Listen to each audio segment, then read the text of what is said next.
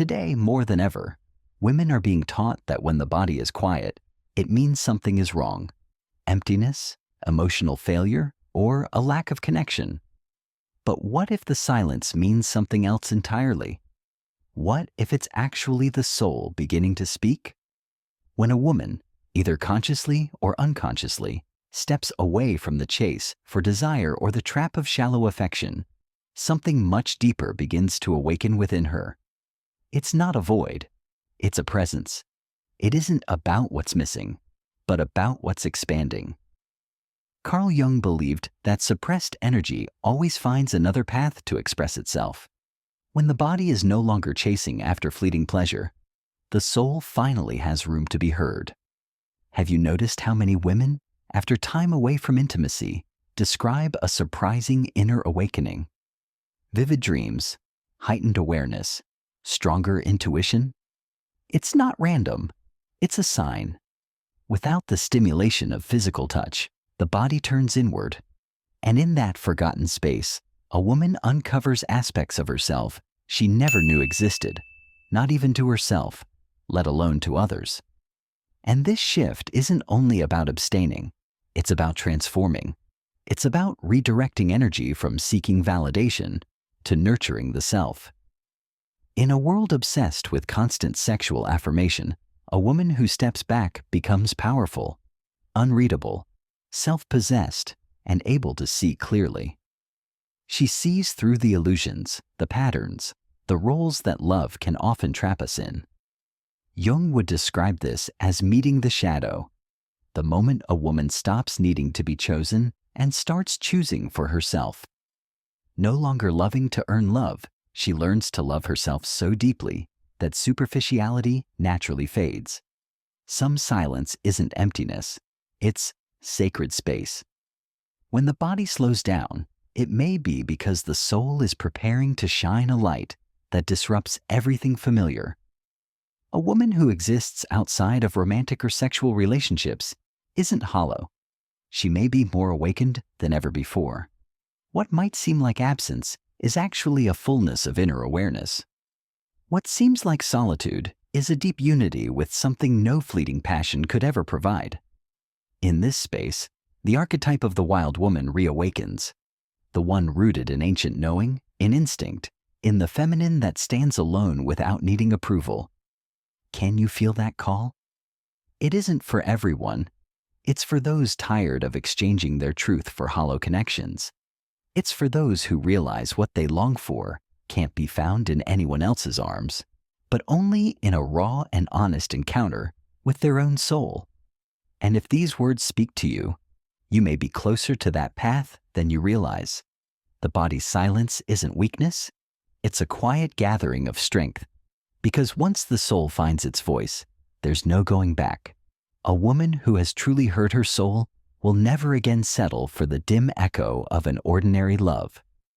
There comes a point in every woman's life when the noise becomes too much, not the noise outside, but the inner buzz of expectations that aren't really hers, desires she was conditioned to want, and forms of love taught as absolute truths.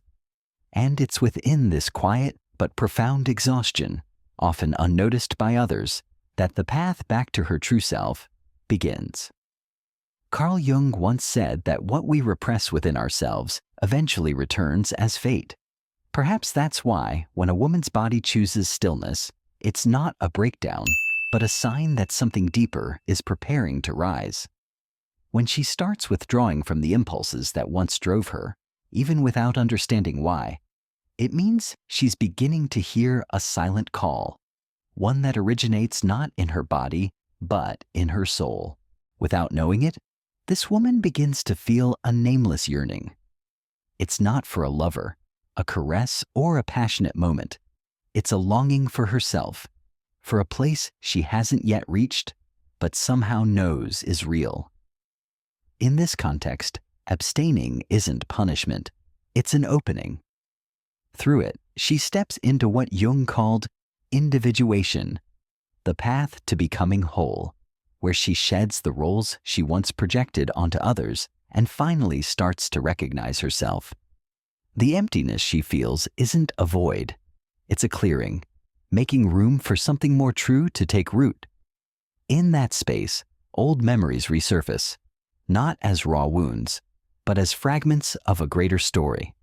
Past relationships, tearful nights, repetitive patterns, everything begins to take on new meaning.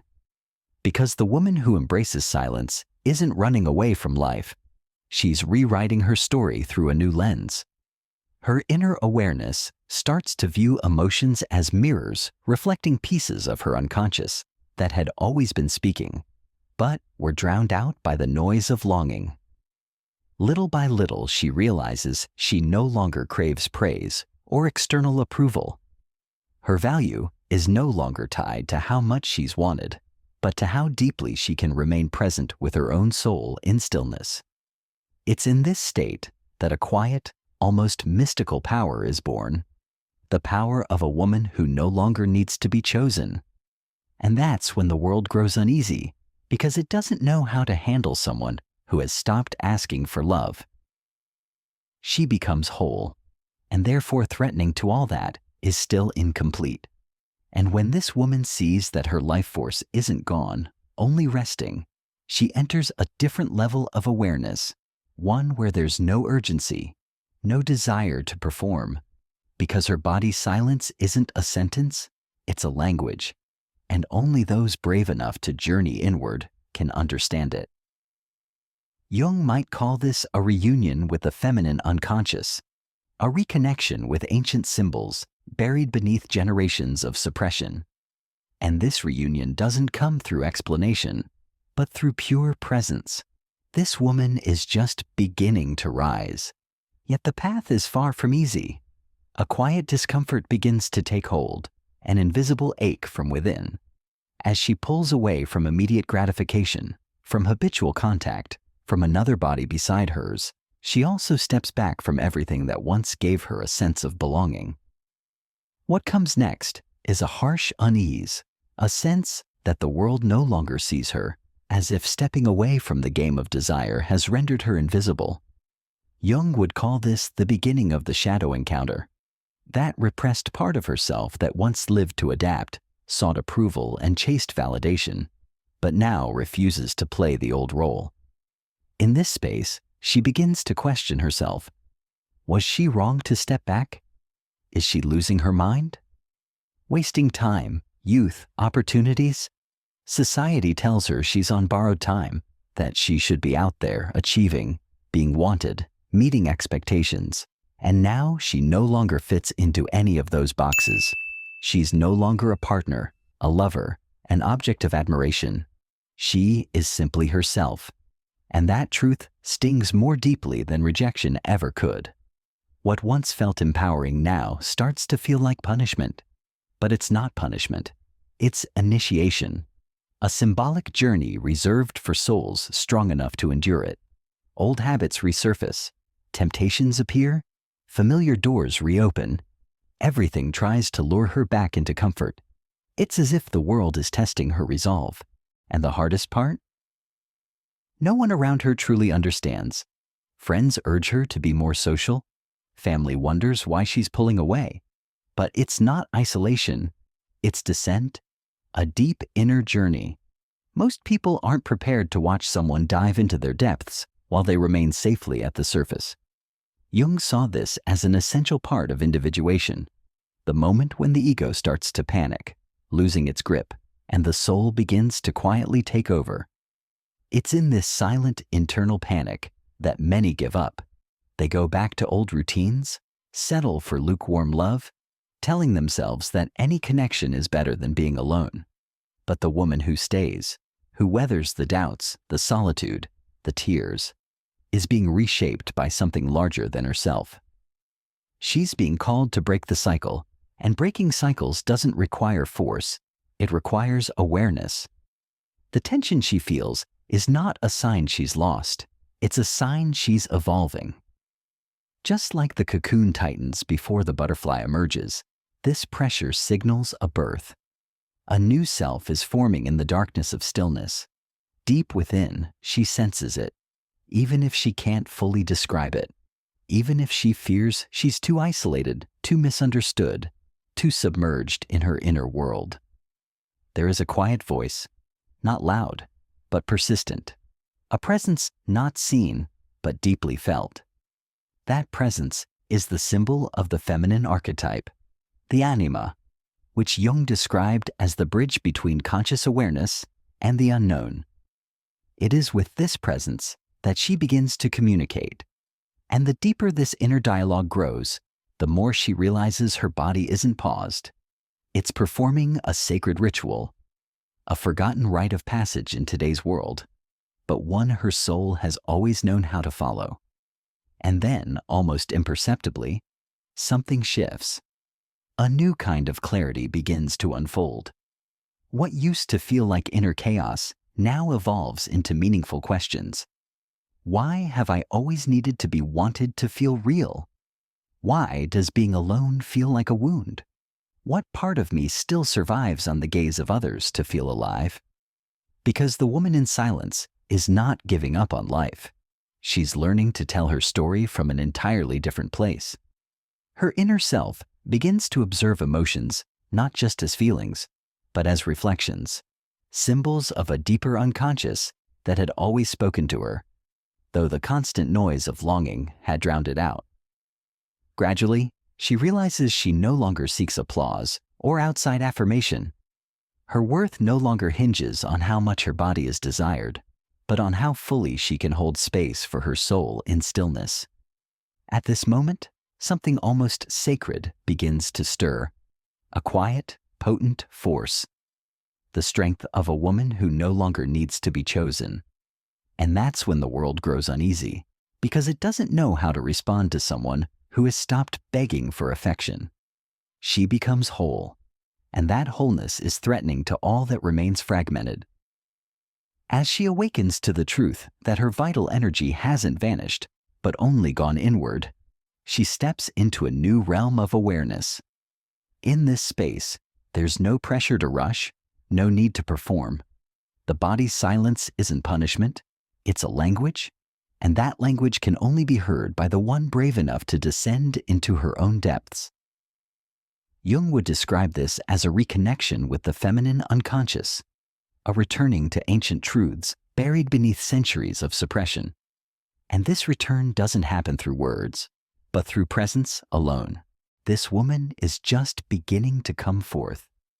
Yet the journey is not a gentle one. A subtle turmoil begins to rise, a quiet anguish that no one around her sees, but that gnaws from the inside out. As she steps away from instant desire, familiar touch, and the presence of another's body, she also pulls away from the identities that once gave her a sense of place. What remains is a raw discomfort, as if the world no longer sees her, as though leaving the arena of desire has made her invisible. Jung would call this the initial confrontation with the shadow, the buried self she denied for years, molded by conformity and hungry for validation, which now refuses to continue pretending. At this stage, doubts creep in. Was she wrong to retreat? Is she losing herself? Squandering youth, time, and opportunity? The system insists that a woman must always be in motion, striving, being wanted, fulfilling roles. And suddenly, she no longer fits in any of them. She is not a lover, not a wife, not a muse, not anyone's dream. She is just herself. And that truth hurts more than any heartbreak. What once felt like sovereignty begins to feel like a punishment. But it is not. It is a rite of passage, one that only the truly ready can withstand. Old temptations resurface. Past habits knock on the door. Convenient invitations return. It seems as though the universe is challenging her at every turn. And the hardest part is that no one around her truly understands. Friends advise her to be more social. Family suggests she's isolating herself. But she's not withdrawing. She's diving in. Most people aren't equipped to witness someone plunging into themselves while they stay comfortably on the surface. Jung recognized this as a necessary stage of individuation. The moment the ego begins to unravel, gripped with fear, while the soul quietly takes the lead. It is within that silent despair that many turn back, slipping into old habits, settling for half-hearted love, convincing themselves that having something is better than having nothing. But the woman who endures, through her tears, her confusion, her solitude, is being shaped by a force far greater than she understands. She is being called to end the cycle. And cycles don't break through willpower alone. They break through awareness. The tension she carries isn't a mistake. It's a sign of evolution. Before the butterfly emerges, the cocoon tightens. And that is exactly what is unfolding. Within the quiet and darkness, something new is forming. A new version of herself is being nurtured in the space where noise has fallen away. Deep inside, she feels it, even if she can't put it into words, even if she fears she's too much, too alone, too different. There is a quiet presence that doesn't shout, but never leaves. It watches. It waits. This unseen presence is the symbol of the archetypal feminine, the anima, Jung's concept of the bridge between what we know and what we don't. And it is with this deep feminine wisdom that she begins an inner conversation. The more she listens, the clearer everything becomes. Her body isn't on hold, it's in ceremony, a sacred process the modern world has forgotten, but her soul never did. And then something changes. It's gentle, almost unnoticeable, but it's there, a shift in her understanding. Where there was once only restlessness, now deeper questions begin to take form. Why have I always linked my aliveness to being desired? Why is absence so painful? What part of me still needs someone else's gaze to feel real? But the woman who is changing no longer uses relationships as a way to numb herself. She no longer bargains affection for companionship. Even if it means long, quiet nights, she understands that her body isn't simply abstaining. It is protecting. It is making space for something sacred, not for what is missing. Her transformation is complete the moment she realizes she no longer needs to be pursued. She becomes the source, the flame, the undeniable truth. And when that inner light ignites, those unable to stand in its brilliance will leave. And those who arrive later will meet her fully or not at all, because a woman who has walked through silence no longer accepts to be dimmed. She refuses to settle for shallow love because she herself is no longer shallow. And when her body quiets, it is the soul making a choice, and the soul, once awake, will never again choose what once broke it. That's when she rises, not to rejoin the world, but to embody it. Every move now is deliberate, every decision measured not by fear of solitude, but by the sacredness of her own presence. The body that once went still now hums at a different frequency, more refined, more honest, more aligned. There is no urge to rush toward distractions, no longing to shrink to fit into places her soul has outgrown. As Jung taught, what we deny ends up controlling us, but what we face and integrate becomes our power. This woman has finally made peace with her emptiness. She no longer fears what's missing. She has built her home there. Silence has become sacred, not because she waits to be saved, but because she already saved herself. And that self-rescue shifts everything. She can't return to how things used to be. What once was driven by need is now guided by intention. What used to be urgency is now clarity. Yes, she can still love, but it's no longer love born of lack. It's love born of overflow. When love arrives, it won't come to fix or complete her. It will simply walk beside her. Her soul is already whole, and with this new wholeness comes something deeper, a calling, a mission, a purpose. She begins to see that her journey wasn't just hers. It was symbolic. Her silenced body carries the stories of countless women taught to depend, to hide, to yield. Now she feels the quiet fire to be a light, not to lead, but to ignite, because only a woman who has known her own darkness can help others stop fearing theirs. Jung would call this the emergence of the self, the point where the soul no longer seeks approval, but expression. The things she lost, lovers, identities, roles she used to play, don't wound her anymore. In fact, they now feel like liberation. Each absence is no longer a void, but a space where something real was allowed to grow. She has moved from physical abstinence to spiritual nourishment, and that kind of nourishment doesn't come from the outside. It rises from within. No relationship, no approval, no desire will ever be enough unless it harmonizes with what already lives inside her. And so she doesn't return to her old life.